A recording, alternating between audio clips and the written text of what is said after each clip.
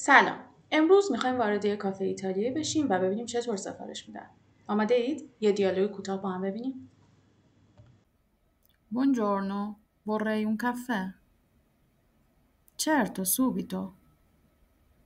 خب شنیدید؟ مشتری خیلی ساده گفت وری اون کافه. یک قهوه میخواستم. پس برای سفارش چیزی توی کافه یا حتی رستوران کافیه بگیم وری و بعد چیزی رو که میخوایم بگیم. مثلا وری اون کورنتو، یک کورسان میخواستم.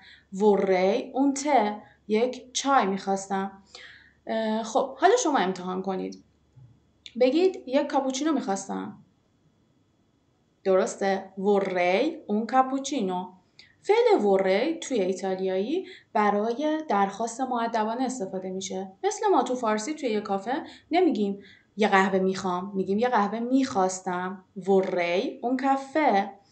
خب امروز یاد گرفتیم وقتی چیز رو میخوایم مؤدبانه درخواست کنیم از فعل وری استفاده کنیم. خیلی ساده، کاربردی و درست مثل ایتالیایی ها.